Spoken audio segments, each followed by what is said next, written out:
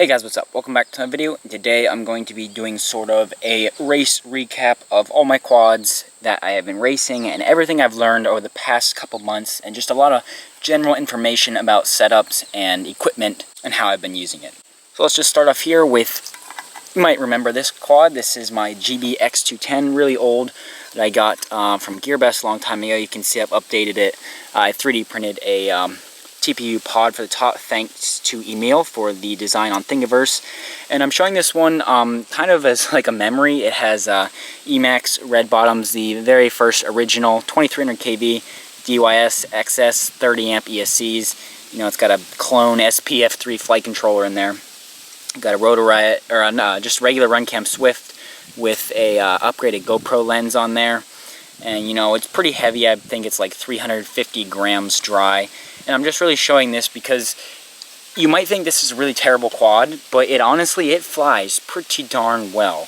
And if the right pilot has this, this could easily win some races. So I think it's just a big point of use what you have. Obviously, it's, you know, it's fun to go out and buy the newest and best setups, but even if you have old quads, something like this, anything that flies, you fly it right and you can still easily win a race with that. So just keep that in mind.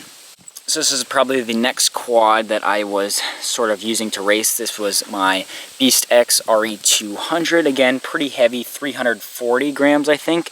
This used stronger motors, the Tornado T2, 2300 kV motors on there. And these are the Dow 5044 trapezoid props. I like them in flight, but they're not really that durable. You can see they're all bent up and trashed, so don't really recommend them that much. You can probably tell this guy's missing a camera, but I will be fixing that soon, as well as I'll be replacing the motor, so this guy will be getting sort of a revamp. But once again, low kV, heavy quad, and I was still able to win a few races with this guy. It's really not the quad that's holding you back. And a frame like this is just super, super durable in general. I've had some really bad crashes with this guy, and it hasn't even scratched at all. This thing is just an absolute tank. So after flying the Beast X around for a few races there, I was definitely feeling the heat of it being low kV. It just was pretty slow, and it wasn't having that great a battery life. I was struggling finishing the 2 minutes because it's heavier, so it's going to be using more amps. So I went out and built these two. Now these were my two first Hyperlight flosses. Don't mind this one, doesn't have a top plate. It's naked right now. But just really from Pyroflip RC and Kebab, the floss here, I used the Hyperlight 2205, 25, 22 kV motors. Hopefully you can see that there, the Team Edition motors, and the Cyclone V2. And these guys weighed much, much less. They weighed 100 grams less. I think those weighed about 350, and this weighed about 250 grams dry. Got a Hyperlight F4, SpeedX IS 30 amp, and a TBS Unify Race in there. And just really flying one of these quads compared to one of those, it's just night and day in terms of the handling, especially the cornering. You're just gonna be going through corners so much faster with a really light quad like this. And 2205, you might think it had less power than the 2206, but because it's so much lighter, this had definitely way more power than that. And really, these guys were just a blast to fly. You can see I built two identical ones, well, pretty close to identical at the same time.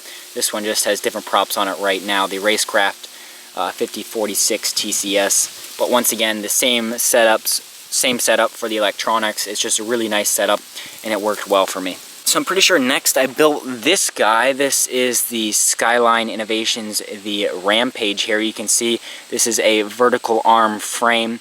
Very nice, very beautiful quad here. And I really feel bad about this guy because it had vibration issues in the version 1, but that was fixed, and this is flying just fine right now. But I don't know, I just don't really have that much time for it, considering that once again, it's 300, this one was 343 grams, so once again, almost 100 grams more than those. And it definitely, for the vertical arms, in the full speed, this thing, even though it has low 2300, these are the Emax 2306, 2400 kV motors, but they're actually 2330 kV, and the Gemfan 5152. This guy, even with the low kV, has absolutely insane top speed. I think it's was radar tested at 113 miles an hour on this quad. So the arms definitely do help for top end drag. There's just such a slimmer profile cutting through the air there. However, in racing, you're not really giving a big wide open track. So I don't think vertical arms has that much of an advantage compared to weight in the type of racing that we do, because you're often turning and changing directions much more often than you are just going full straight out in a line. So that's why I really don't race this guy too much. But it really is a beautiful and fantastic frame. So after a few races of those two flosses I just had a couple things break at the race, and it was just really annoying to be able to try and fix it while I was there and just get back in the air quickly. Some of the issues, it's going to take longer for me to solve them. So what did I do? I went out and built two more flosses. So this is another 2205. This is with the Race Day Quads 2205 2450 kV motors, but they're the exact same motors as the Hyperlite, the exact same motors. They're just different branded, different labeled, but they are the exact same motors, even the kV. Once again, same setup, Hyperlite F4, TBS Unify Race, SpeedX IS30. That stack is working beautifully for me. Got a Foxier Mini up front and the Cyclone V2, and pretty much the same as the other quads. This thing just flies great. It's really nice on tight tracks. Not insane top speed, but definitely pretty good. It's only 2205 motors, but it's so light you can easily run a 1300 and finish your race going all out on this guy. And now as for the other floss that I built, I recently just took it apart because I swapped all of the parts to this guy. This is actually my own custom new frame that I'll be selling soon with Mode 2. This Mode 2 Ghost. This is going to be coming very soon. I just swapped all the parts from my other floss over. This has the same internals, same exact internals, Unify, SpeedX, Hyperlite. We got a Run Cam Micro Swift up front, and this has the Brother Hobby Returner R3, 2207 2550 kV motors, and I'm a huge fan of these motors. And this guy has the DAL Cyclone V1, not the V2. And I did that specifically because it makes it a little bit easier to control with the 2207s, because these are extremely powerful. This guy I think is 270, 280 grams dry here, as well as it draws much less on your battery, much less current, because I built this guy in preparation for the 3C regional finals coming this weekend in Detroit. So the regional final course is pretty long, and if I hope to get 5, if maybe possible 6 laps, you really need to take your battery into consideration. And I've been doing a lot of testing with different props over the last few weeks, and this is just kind of the setup that I've stuck on, and it seems to be working really well for me. So that's what I'm going to be going with. If you're interested in this frame, I will be having a overview video coming soon. We made some design changes. This is with the V1 prototype. There will be an overview coming soon, and the pre-order should be up on Friday. So the last quad I'm going to show you here is my Mode 2 Stiletto, and it's a 3-inch. And I'm just showing you this guy. This has the Brother Hobby 1407 4100 kV motors. I'm just showing you this guy mainly because a lot of people seem to think that 3-inch, if you get this is a nice powerful 3-inch, you'd be able to keep up with 5 inches on tracks. And I don't know, I kind of want to say yes to that because this is super fast, but I think it's harder to pilot this fast than it is to pilot a 5-inch fast. It's just, I've seen Ockbots at the Rotor Stars race in New York I went to. He broke his 5-inch quad and he had to go to a 3-inch backup, and he was still beating tons of people with that. So it definitely does have a place. But I'd say if you want to get into racing, I don't think you should be building a 3-inch quad specifically for racing unless it's like a 3-inch spec class. So that's just my thoughts on that. Okay, and for the control system, all these are all on FreeSky. I got my Tyrannus X9D Plus here, and I'm pretty sure almost all of these are running the XSR. I think this guy has the XM Plus, but I'm pretty sure all these have the XSR, except this one might have an X4R SB because it's older. But really, if you're going to be racing and you don't need the telemetry, I think an XM Plus is a great choice. But I like to do a little bit of little longer range flying with my quads here. And I find that having the telemetry feedback to your radio on the XSR is really nice. And for how I mount my antennas, hopefully you can see that here, I sort of put them out the back here. And right with the VTX antenna, and I've had 0 issues with this in a race setup, but ideally you want to be spacing these out more than this. This is really not a good RF situation here. And when I did some long range flying with, I think this floss, it has the same sort of antenna setup, the receiver and the VTX antennas. I flew about a mile away, but but I was definitely getting RSSI warnings before I was starting to lose video. My video was perfect, but I was losing radio control. So I think going forward, I'm going to be changing my antennas to more of this style setup with the VTX antenna out the back and the receiver antennas here, because it still keeps them nice and low profile, but it gives that extra space that should give a much better RF performance for the radio.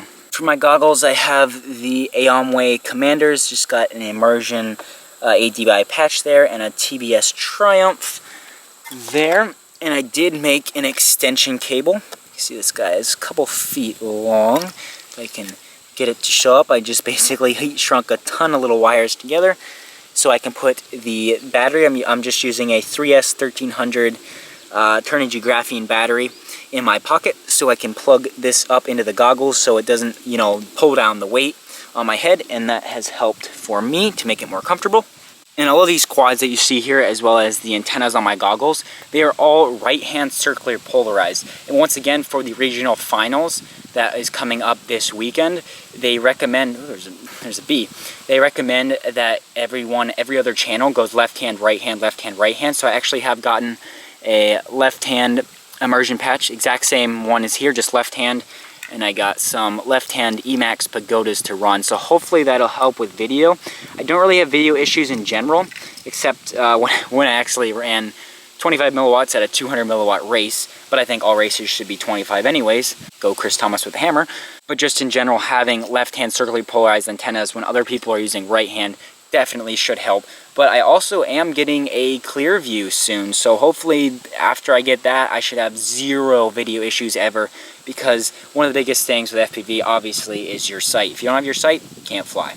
Alright, so just a quick word on some propellers. We've got the Gemfan 5152, Dal T5040 V2, got the Cyclone V2, and the HQ 5x4.3x3 V1S, as well as the Cyclone V1 on this quad over here. So really, these are some of the top propellers that I'd be suggesting you to run on. Not really a Gemfan. This thing is super fast. It's a really, really nice propeller. However, when you're trying to race with it, I find that it just pulls a lot of amps. Unless you're running it, I was able to run it on the Tornado motors, 2206, 2300 kV. But other than that, I'd say it's going to be pulling too much on your battery. And if you have a light quad like one of these, 2205 motors, 2600 kV, something like that, the Dal T5040 V2 is going to be a great choice for you.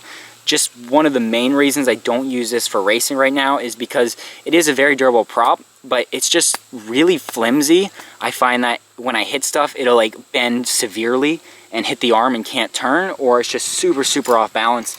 So that's why I opt for the Cyclones normally, because these are just absolute tanks, the most durable props I've ever used. So that's a huge thing in racing, because if you crash and can't get back up, you're out of the race. The HQ prop, once again, is really nice as well for racing, just because it's so efficient and you don't need all-out top speed on many courses. However, once again, just the durability is just a little bit too low for my liking. But I know a lot of racers do use this prop, so I definitely give it a try if you're interested. And then the Cyclone V2 is pretty much my all-around general recommendation prop. It's just really nice, and if you have mid-kV motors or a heavier build, this is probably what you want to be using. So for batteries, right now I'm using the Tattoo R-Line 1300 milliamp hour and 95C, and the R-Line, the same thing, but the 1550 and the 1300. And I run the 1300s on my lighter quads there, and I only run the 1550s if I know, well, if I'm going to be using a GoPro, say for a practice round, if I want to get some footage for a video, or if I'm using a quad that I know is definitely going to be pulling some harder amps. Like if I was going to be flying this Rampage here, that definitely pulls more amps. I'd be using this battery, but it's 30 grams heavier, and you definitely do notice that in flight if you're a more skilled pilot. So getting a 1300 battery, I think, is more optimal. But again, because this regional finals course is going to be so difficult on your battery, even though I have gone to the V1 Cyclones, I'm still a little worried about battery efficiency for this guy. So I might end up running the 1550 on here if it comes to that. And I know a lot of people are overcharging 1550s to like 4.4 volts per cell just to get some extra capacity to finish the race, but you're going to be absolutely destroying your packs, like, you know, 5 cycles total. So I think if it comes to that point, you might want to relook your motor and prop and weight setup, because if you're having to do that much, there's something wrong with your efficiency. Alright, and since I have built 4 flosses, you probably are wondering about the durability. I think I've broken 3 arms in 3 months now. So it's definitely, they're not the most durable, but they are a lot more durable than you're probably thinking. Here is a floss arm. Now this is the V1. The V2 has beefed up down here, rounded this radius and increased here the material. So the V2 is now even stronger than this arm, but even as is, it's 4mm carbon, and it really holds up well. When you build a quad light, there's so much less inertia when you smash into things that it really doesn't break that much, and because it's not connected to really anything, you can just swap it out. I've broken an arm and a motor on this floss here, and I was able to swap out the arm and the motor, solder it in. Within 10 minutes I was able to run my next heat. So it's really not that big a deal for racing to have skinny arms. But if you are one of those people that crashes a lot and you really don't want to worry about breaking things, I think this Beast X frame, you can see it's got wider arms, it's got super nice quality carbon, it's got really short distance to the end from the end bolt there, it's got a full sandwich, it's got this aluminum roll cage. This thing is an absolute tank of a frame. I would be highly surprised if you could break this in a race environment. So if you're super worried about durability, this is a really nice option. I think it's more expensive. It comes from Israel. It's $90, $95. But once again, you're pretty much never gonna break this thing. And it still weighs less than 100 grams, so it's not super heavy either. Alright, so that's going to bring us to pretty much the end of the video here. You can see I have a lot of quads. It's not all the quads I have more of. These are just pretty much my racing ones. So pretty much the parts that I'm going to recommend. For ESCs, I've just been using this SpeedX IS30, and this thing has just been working absolutely flawless for me. It's just perfectly fine. And which one is it? This one. I forgot to show this. This one here has a 5th ESC on it. You might be wondering, what the heck is that? Actually, I crashed this guy and it must have flexed the ESC or something. It must have cracked the board, because this motor, motor 1, always went up in smoke. I smoked 2 motors there. So, well, it must be the ESC. So what do? I stopped using that ESC in the 4-in-1 board. I strapped a random ESC, 20 amp ESC I had to the arm here, and just wired it directly up to VBAT and put the signal wire to the flight controller, calibrated it with the others, and works perfectly fine. Huge shout out to Kebab FPV for suggesting that to me. This thing works just as any other quad. You wouldn't even be able to notice that there. So if you are scared of 4-in-1s and burning out the whole board, most of the time you're gonna just break one ESC and you can just bypass it like that. So I wouldn't worry about that. For motors, these are the 2 that I recommend currently. Once again, the Race Day quads, 2205 2450 kV, which is the same as the Hyperlight V2. Really nice motor. Definitely on a light quad, this will be more than enough. I see a lot of people that have like the Emax 2306 motors, and you don't really need them, and they're not going to be helping you that much. And the other motor that I recommend is Brother Hobby Returner R3 2207 2550 kV motor. These 2 motors pretty much, in my opinion, cover the largest spectrum. I don't think there's much point for the 2204 because of the 2205. I don't think there's much point to the 2206 because of the 2207. I think these are just really good balance, either one of these, but feel free to use any other motors you want. These are just my 2 largest recommendations after trying a lot of motors. And for cameras right now, I'm pretty much only using the micro cameras. This is the Foxeer Micro Aero and the Runcam Micro Swift 2, which I'll be having a review on soon. You can see this guy, the Swift 2, now has the built-in OSD just like the Aero. There's not much either one has going for it. They're pretty much the same exact camera, so if one's not in stock, you can get the other. I would definitely go for that. But definitely using a micro camera, saving 10 grams, and being able to get it in a really small form factor is very nice for racing. So just real quick, my ideal weight for a racing quad is between 230 grams and 280 grams. Below 230, I feel like it just becomes a little bit too floaty, a little squirrely to control. But above 280, you get into the 300 range, it's just gonna turn a little bit slower and use more amps and be less efficient. You know, use whatever you want, that's just what I recommend. So yeah, that's gonna bring us to the end of the video. I know I said it was the end of the video like 10 minutes ago, and now we're at 25 minutes in, but there's just a lot of stuff that I felt I wanted to cover.